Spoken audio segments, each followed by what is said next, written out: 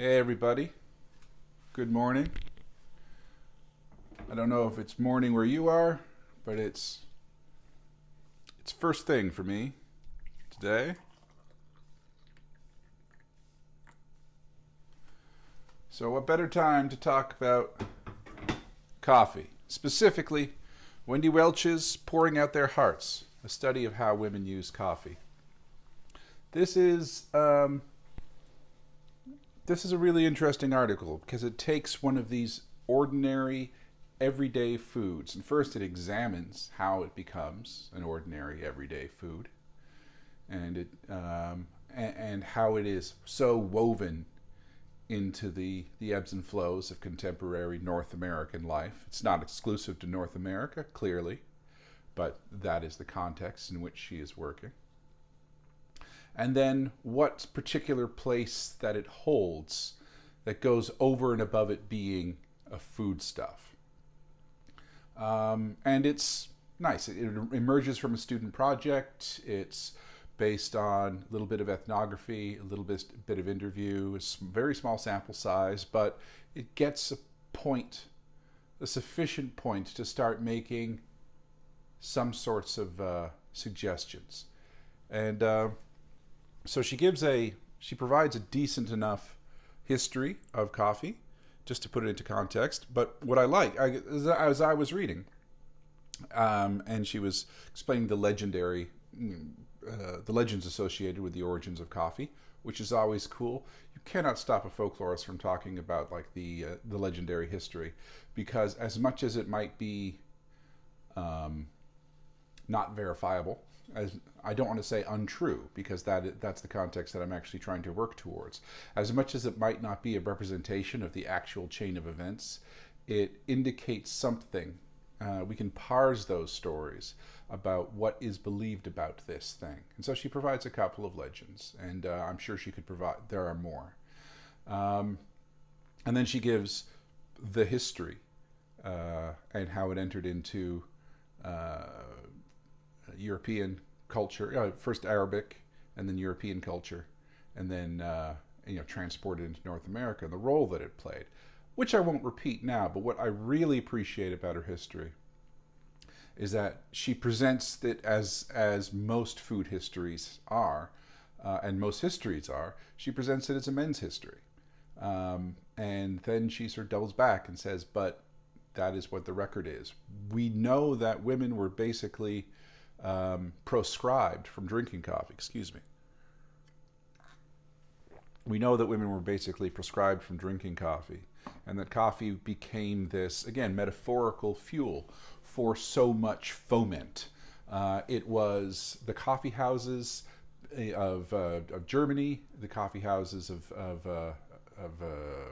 England, and then subsequently the coffee houses of America became places where men would gather and share ideas. That the coffee gave them a certain energy, vitality, something that bonded people together, which is really kind of fascinating. She also, a history I didn't know about, that that the prevalence of tea and the over coffee in England was largely the deliberate efforts of the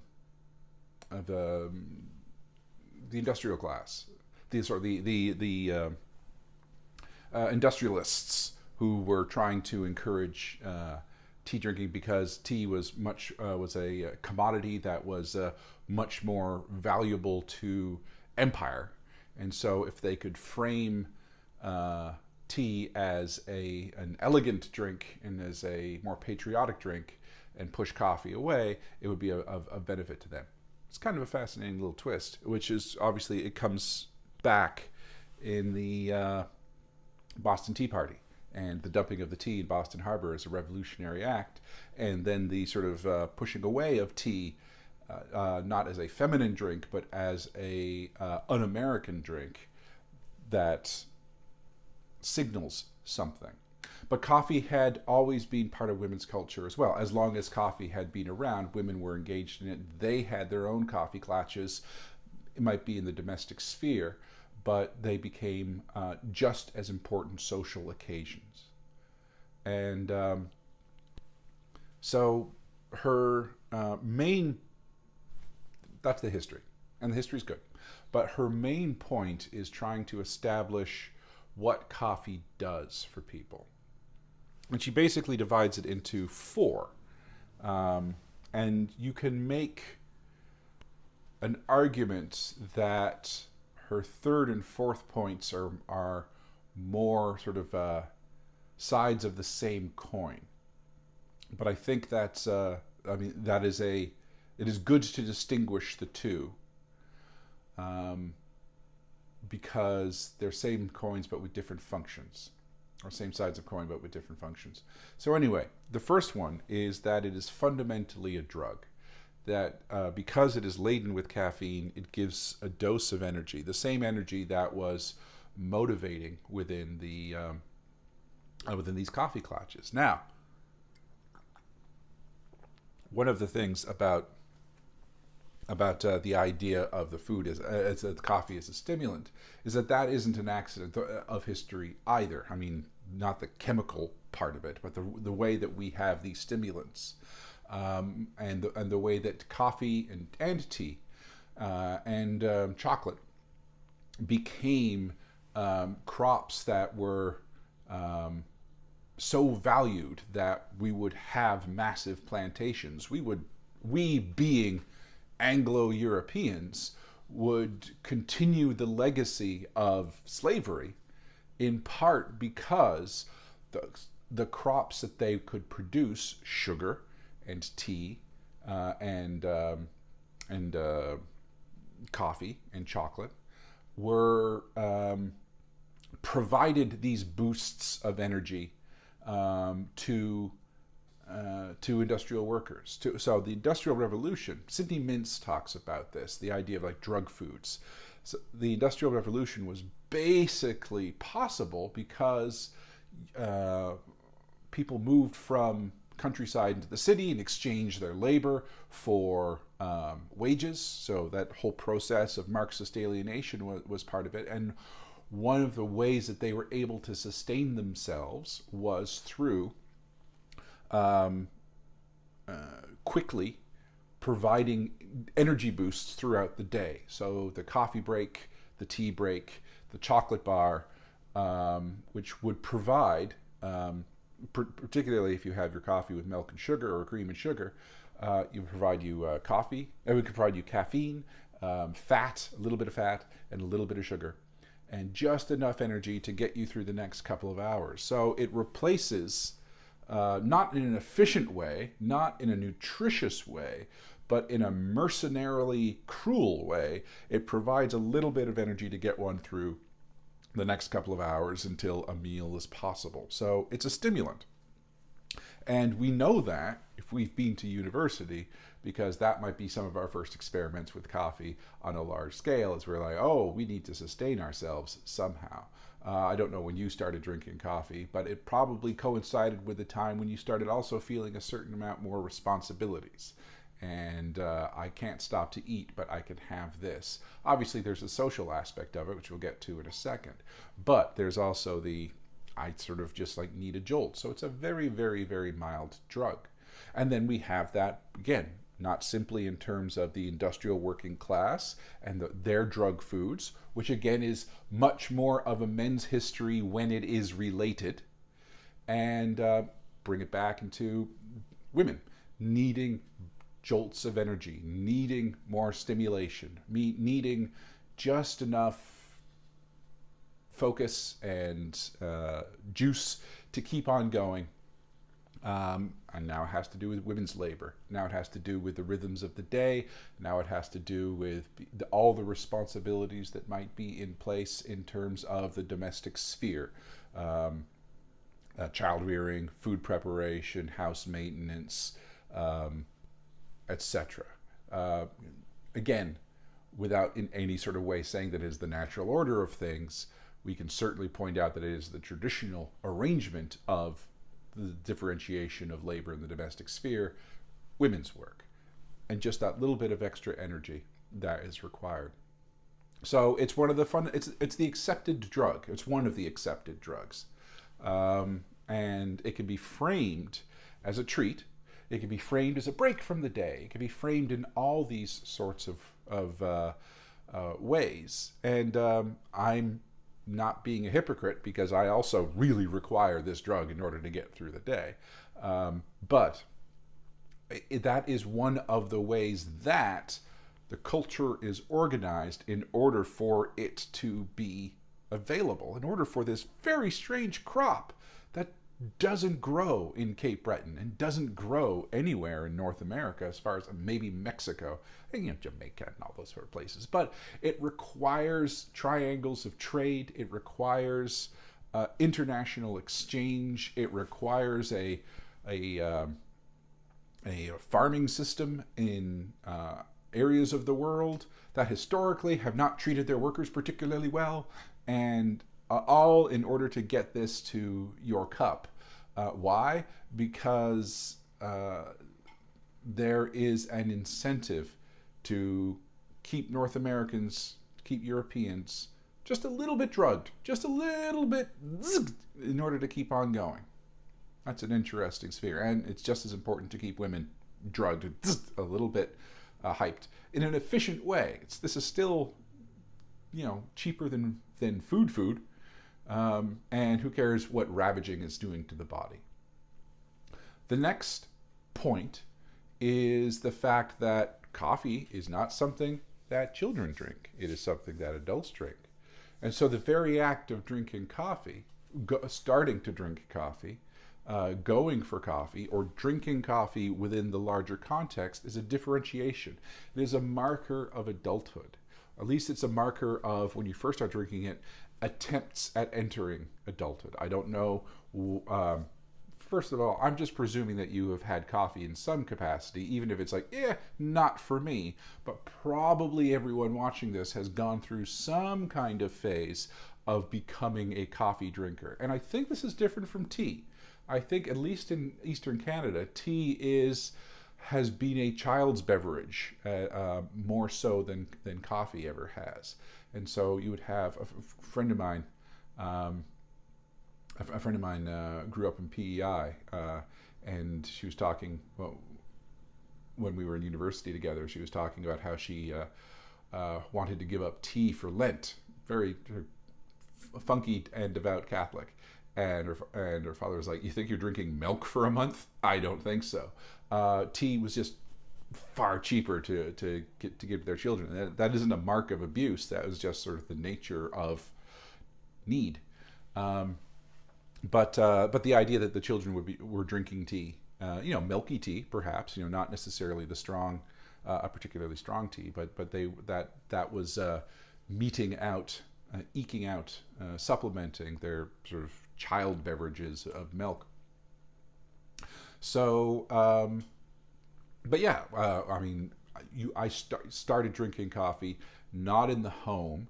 It was in those sort of first forays into teenagerhood, when I would go out with friends. It would like have a spare period in high school, and would start going to like local diners during that break, or going to local shops. And instead of having pop, I would start trying coffee, and it was great. And of course, I still had a childish palate, so it was quite bitter. So I had cream and sugar, and lots of cream and lots of sugar. And I even remember the exact moment where someone told me, "You know what? You can order a double, the double cream, double sugar specialty that is the Café Canadiense."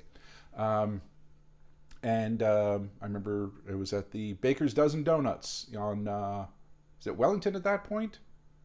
Maybe it's Wellington in Ottawa. Anyway, where my friends worked. Brent. He said, order a double, it'll save you some time. Hooray! My life changed from that point on.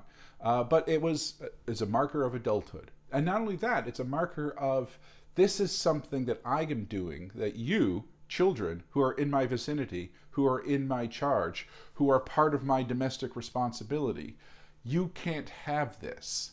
So this, of all the things, because when you're a parent, don't get me wrong, they're lovely, but you're always like feeding them and sharing your food, and they're touching your stuff. They're just touching your stuff all the time. They're eating off your plate, or worse, they've ordered something, or you've made something for them, and then you're eating off their plate. And you're just eating kids' food, and it's like, oh, but I have a coffee. If I have a coffee, everything is great. And they say, can I have some of that? I said, no. This is an adult beverage. So this is basically what you can do when you're not actually able to have whiskey sours. You could be having a coffee, and it's like, enjoy your nuggets, kids. I'll be having this. Mouth sounds. AMSR. So it is a sign, it's a signifier of adulthood. Fledgling adulthood, when you are being a teenager, or when you are just entering into this new phase, but adulthood nonetheless. Finally, there's her points 3 and 4. And again, she's framing it on women's activity. You could make an argument, although I don't know if you could make as strong an argument for men doing something similar. And the third is the idea that it is a social occasion, that it is something that you can do either as an all-woman group, or as like a very benign romantic, again, early romantic, tentatively romantic event where the stakes are low, but you are going out and you are doing something. So there's an event associated with it. There's a social aspect to it. So you can go out and go for coffee. And when you are having coffee, it is signifying that you are in some kind of communion with the people that you are having coffee with. And what's more, a point that she raises is that other people should be aware that something is going on, that there is this sort of zone of conviviality that is not exclusionary, but temporarily cordoned off, that I am going out for coffee and doing this. And then coffee, as such, it becomes a metaphor for sociability. Shall we go for coffee? Maybe we should have a coffee. Do you want to go get some coffee? And it becomes this moment where we are taking the exchange, you and I are taking the exchange that we are currently having, and just bumping it up a notch in terms of the potential intensity, the potential